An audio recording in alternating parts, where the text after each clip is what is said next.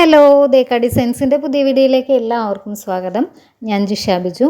ഇന്ന് നമ്മൾ സാധാരണ സ്റ്റിച്ച് ചെയ്യുന്നതിലും വ്യത്യാസമായിട്ട് വേഗത്തിൽ ചെയ്തെടുക്കേണ്ടി വന്ന ഒരു ബാഗിൻ്റെ വർക്കാണ് കാണിക്കുന്നത്.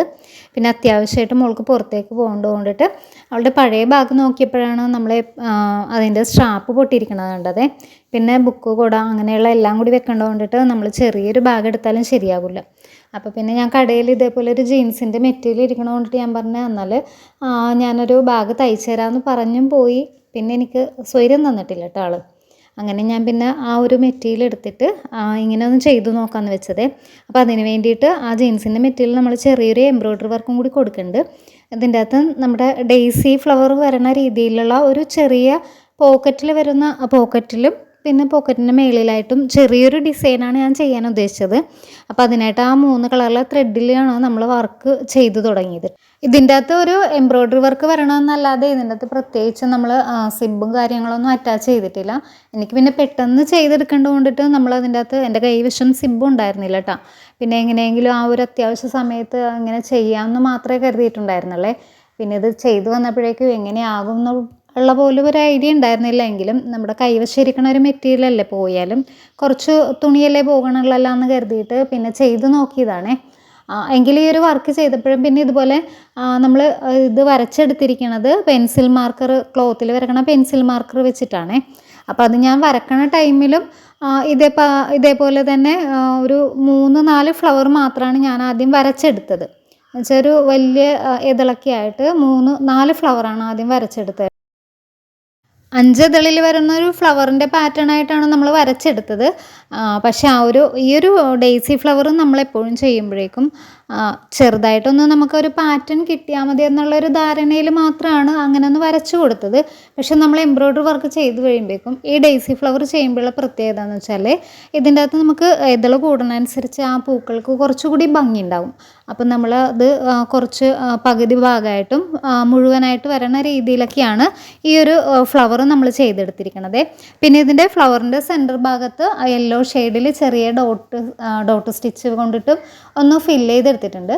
പിന്നെ ഇതിൻ്റെ ആ ഒലിവ് ഗ്രീൻ വെച്ചിട്ടാണ് ഇതിൻ്റെ ലീഫ് വർക്കൊക്കെ നമ്മൾ ചെയ്തെടുത്തിരിക്കുന്നത് കേട്ടോ. പിന്നെ ഓണത്തിൻ്റെയൊക്കെ ആ ഒരു തിരക്കൊക്കെ ടൈം ആയതുകൊണ്ടിട്ട് ആ സമയത്ത് നമ്മൾ മിഷ്യത്തിൽ എപ്പോഴും കണ്ടിന്യൂ ആയിട്ട് ഇതുപോലെ വർക്കൊക്കെ വരുമ്പോഴേക്കും ആ സമയത്ത് എൻ്റെ മിഷ്യത്തിന് ചെറിയൊരു കംപ്ലൈൻറ്റും കൂടി വന്നായിരുന്നു കേട്ടോ. പിന്നെ തിരക്കായത് കൊണ്ടിട്ട് നമുക്ക് കടയിൽ ശരിയാക്കാനും പറ്റാത്തൊരു സാഹചര്യം ആയതുകൊണ്ടിട്ട് ഇതുവരെയായിട്ട് മെഷീൻ ശരിയാക്കിയിട്ടില്ല. ഇടയ്ക്ക് ഇതിൻ്റെ നൂല് പൊട്ടിപ്പോണുണ്ട്.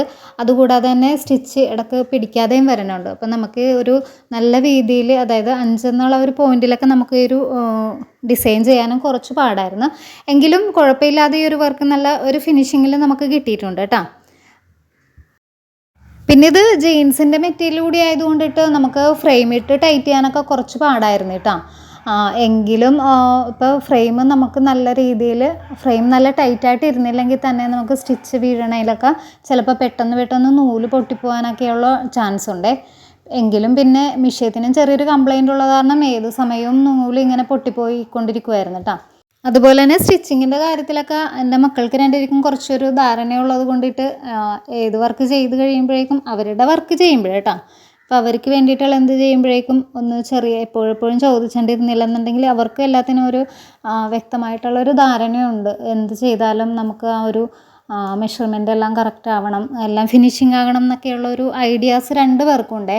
അപ്പോൾ അതുകൊണ്ടിട്ട് ഓരോ പ്രാവശ്യം ചെയ്യുമ്പോഴും ഓരോന്ന് ചോദിച്ചിട്ടാണ് ചെയ്തുകൊണ്ടിരുന്നത് കേട്ടോ.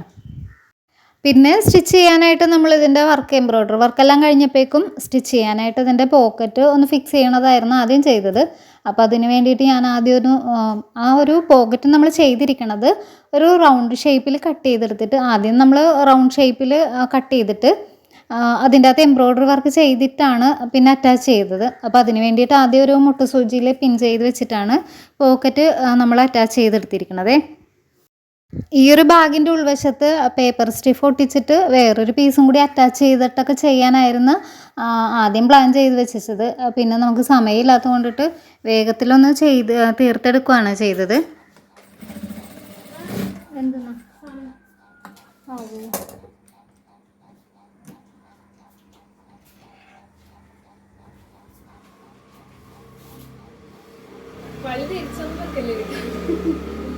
അതാണ് ഞാൻ നോക്കണം.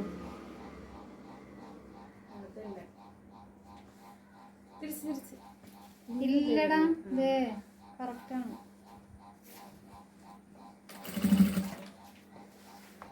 അപ്പം നമ്മുടെ ബാഗ് ഇവിടെ റെഡി ആയിട്ടുണ്ട്. അപ്പോൾ സ്റ്റിച്ചിങ് എല്ലാം കഴിഞ്ഞിട്ട് ബാഗിൻ്റെ ബെൽറ്റിനൊക്കെ നീളം മതിയാന്നൊക്കെ ഒന്ന് മോളിൽ ഇട്ട് നോക്കുവാണ് കേട്ടോ.